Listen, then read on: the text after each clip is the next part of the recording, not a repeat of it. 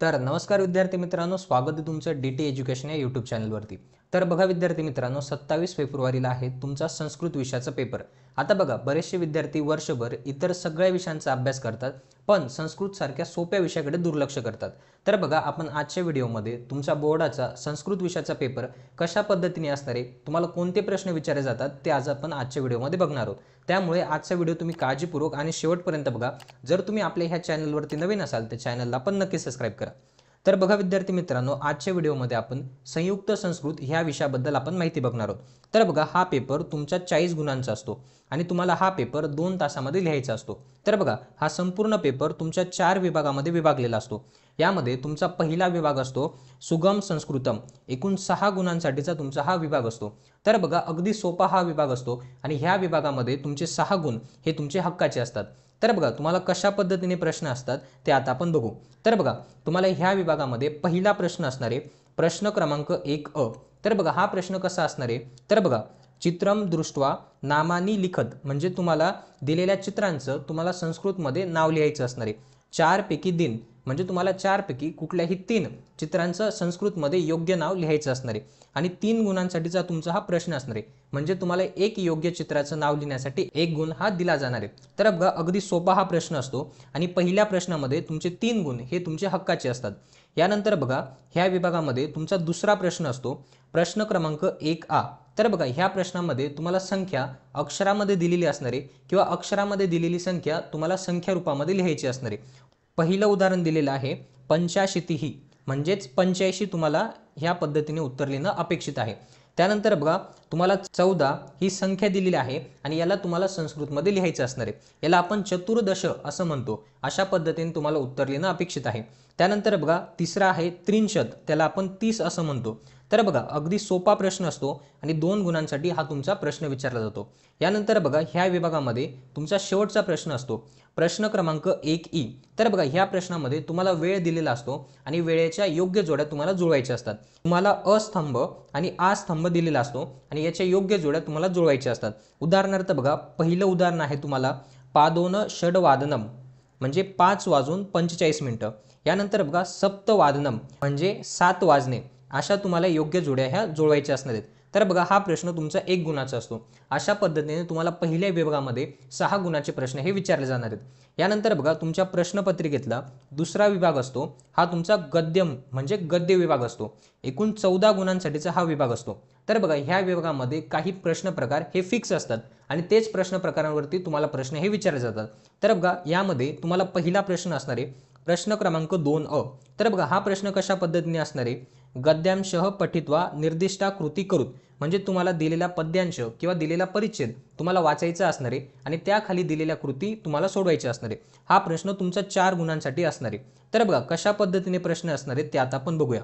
तर बघा, यामध्ये तुम्हाला पहिला प्रश्न असणार आहे अवबोधनम, 3 पैकी 2 कृती तुम्हाला सोडवायची असणार आहेत आणि हा प्रश्न तुमचा 2 गुणांसाठी असणार आहे। म्हणजे प्रत्येक प्रश्न प्रकाराला 1 गुण हा तुमचा असणार आहे। यामध्ये बघा, कोणते प्रश्न प्रकार तुम्हाला विचारले जातात, तर बघा, पहिला प्रश्न प्रकार तुम्हाला विचारला जाईल तो असणार आहे उचित कारणम चित्वा वाक्यम पुनर्लिखित, म्हणजे तुम्हाला योग्य कारण निवडून वाक्य पुन्हा लिहायचं असणार आहे।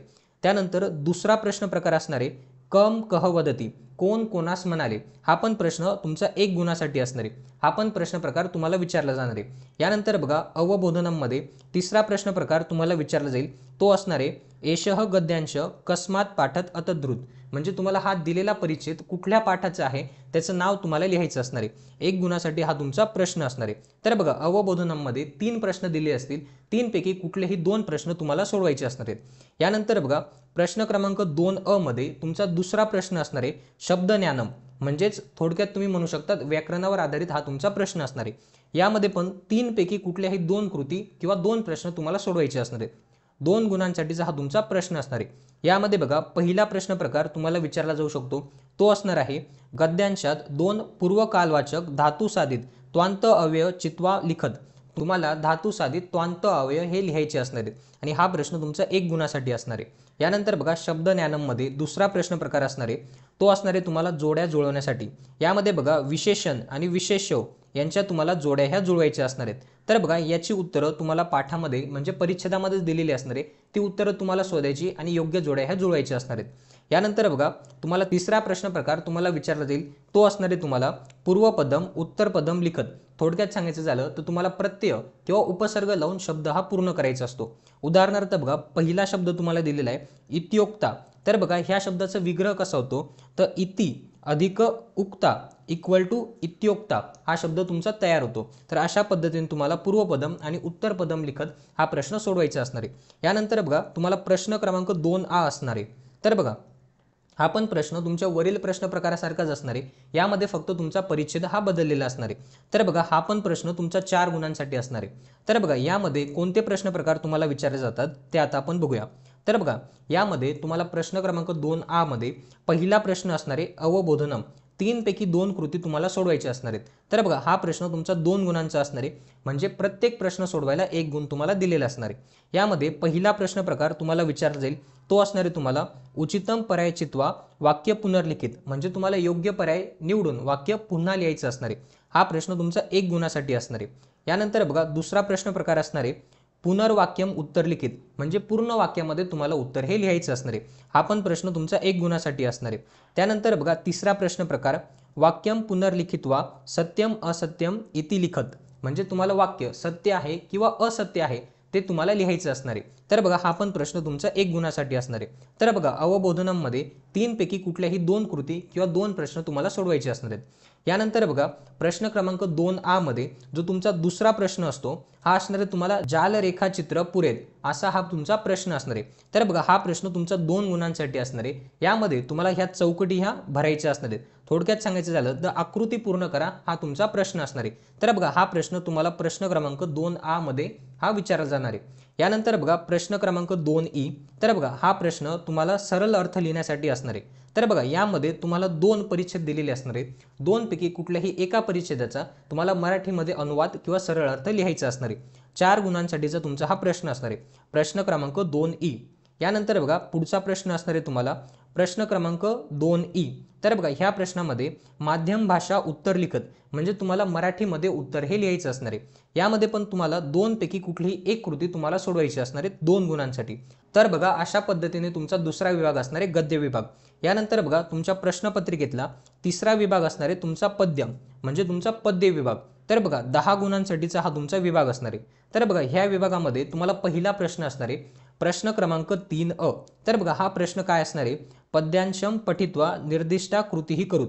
तुम्हाला 5 पैकी कुठल्याही 4 कृती सोडवायची असणार आहेत, म्हणजे दिलेली कविता तुम्हाला वाचायची आणि त्याखालील 5 पैकी कुठल्याही 4 कृती तुम्हाला सोडवायच्या असणार आहेत. 4 गुणांसाठीचा हा तुमचा प्रश्न असणार आहे, म्हणजे तुम्हाला प्रत्येक प्रश्न सोडवण्यासाठी 1 गुण हा दिलेला असणार आहे. यामध्ये बघा कशा पद्धतीचे प्रश्न तुम्हाला विचारले जातात. तर बघा तुम्हाला पहिला प्रश्न प्रकार असणार आहे पुनर्वाक्यम उत्तर लिखित, म्हणजे तुम्हाला पूर्ण वाक्यामध्ये उत्तर हे लिहायचं असणार आहे. 1 गुणासाठीचा हा प्रश्न असणार आहे. तर बघा प्रश्न काय दिलेला आहे यमः किम हरति, म्हणजे यम काय हरतो. तर बघा याचं उत्तर काय लिहितो आपण यमः प्राणः हरति. अशा पद्धतीने तुम्हाला उत्तर लिहिणं अपेक्षित आहे. तुम्हाला पूर्ण वाक्यामध्ये उत्तर हे लिहायचं असणार आहे. त्यानंतर बघा तुम्हाला दुसरा प्रश्न प्रकार असणार आहे, तो असणार आहे तुम्हाला जोड्या जुळवण्यासाठी. यामध्ये तुम्हाला विशेषम आणि विशेष्यम याच्या तुम्हाला योग्य जोड्या ह्या जुळवायच्या असणार आहेत. तर बघा हा प्रश्न तुमचा 1 गुणासाठी असणार आहे. यानंतर बघा तिसरा प्रश्न प्रकार असणार आहे तुम्हाला जाल रेखाचित्र पुरेत, म्हणजे तुम्हाला दिलेलं आकृती ही तुम्हाला पूर्ण करायची असणार आहे. 1 गुणासाठीचा तुमचा हा प्रश्न असणार आहे. यानंतर बघा चौथा प्रश्न प्रकार असणार आहे तुम्हाला पद्यांशात 2 द्वितीय विभक्ती पदे चित्वा लिखत. तुम्हाला पद्यांशामध्ये दिलेले द्वितीय विभक्तीचे 2 पद म्हणजे 2 शब्द तुम्हाला लिहायचे असणार आहेत. हा प्रश्न तुमचा 1 गुणासाठी असणार आहे. यानंतर बघा पाचवा प्रश्न प्रकार असणार आहे तुम्हाला पूर्वपदम उत्तरपदम लिखत, म्हणजे तुम्हाला प्रत्यय लावून शब्द पूर्ण करायचा असणार आहे किंवा उपसर्ग लावून शब्द पूर्ण करायचा असणार आहे. थोडक्यात सांगायचं झालं तर दिलेल्या शब्दाचा विग्रह करायचा आहे आणि योग्य प्रत्यय आणि योग्य उपसर्ग तुम्हाला लिहायचं असणार आहे. हा प्रश्न तुमचा 1 गुणासाठी असणार आहे. यानंतर बघा तुम्हाला पुढचा प्रश्न असणार आहे प्रश्न क्रमांक 3A. तर बघा हा प्रश्न तुम्हाला श्लोक पूर्ण करण्यासाठी हा दिलेला असणार आहे. यामध्ये बघा तुम्हाला श्लोकाची सुरुवात आणि श्लोकाचा शेवट हा दिलेला असणार आहे आणि हा तुम्हाला श्लोक पूर्ण करायचा असणार आहे. तर बघा 3 पैकी कुठलेही 2 श्लोक तुम्हाला पूर्ण करायचे असणार आहेत आणि हा प्रश्न तुमचा 4 गुणांसाठी असणार आहे, म्हणजे प्रत्येक श्लोक पूर्ण करायला तुम्हाला 2 गुण हे असणार आहेत. यानंतर बघा पुढचा प्रश्न असणार आहे प्रश्न क्रमांक 3E. यामध्ये बघा माध्यम भाषा सरळ अर्थ लिखत 2 पैकी 1 हा प्रश्न तुमचा 2 गुणांचा असणार आहे. तर बघा दिलेल्या 2 श्लोकांपैकी कुठल्याही एका श्लोकाचा तुम्हाला मराठीमध्ये अनुवाद किंवा मराठीमध्ये सरळ अर्थ हा लिहायचा असणार आहे। तर बघा अशा पद्धतीने तुमचा तिसरा विभाग असणार आहे। यानंतर बघा तुमचा चौथा विभाग आणि शेवटचा विभाग भाषा अभ्यास विभाग। तर बघा ह्या विभागामध्ये तुम्हाला व्याकरणावर आधारित प्रश्न हे विचारले जातात। तर बघा 10 गुणांसाठीचा तुमचा हा विभाग असणार आहे। तर बघा ह्या विभागामध्ये कसे प्रश्न तुम्हाला विचारले जातात, तर बघा पहिला प्रश्न असणार आहे प्रश्न क्रमांक 4 पृथक्करण म्हणजे तुम्हाला विभाजन करण्यासाठी हा तुमचा प्रश्न असणार आहे। तर बघा यामध्ये पहिला प्रश्न असणार आहे, यामध्ये नाम आणि सर्वनाम यांचं तुम्हाला विभाजन करायचं असणार आहे। तर बघा 5 पैकी 4 योग्य शब्द तुम्हाला विभाजन करायचे असणार आहेत। 2 गुणांसाठीचा तुमचा हा प्रश्न असणार आहे। तर बघा खाली तुम्हाला यादी दिलेली असणार आहे 5 शब्दांची, त्यापैकी योग्य 4 शब्द तुम्हाला नाम आणि सर्वनाम यामध्ये विभाजन करायचं असणार आहे। यानंतर बघा प्रश्न क्रमांक 4 मध्ये तुमचा दुसरा प्रश्न असणार आहे क्रियापदम आणि धातू साधित विशेषणम यांचं तुम्हाला विभाजन करायचं असणार आहे। हा प्रश्न पण वरच्या प्रश्नासारखाच असणार आहे। यामध्ये पण तुम्हाला खाली 5 शब्दांची यादी दिलेली असणार आहे, 5 पैकी योग्य 4 शब्दांचं तुम्हाला विभाजन करायचं असणार आहे। हा पण प्रश्न तुमचा 2 गुणांसाठी असणार आहे। यानंतर बघा पुढचा प्रश्न क्रमांक 4 तर बघा ह्या प्रश्नामध्ये तुम्हाला 4 पैकी कुठल्याही 2 कृती सोडवायच्या असणार आहेत। तर बघा हा प्रश्न तुमचा 4 गुणासाठी असणार आहे।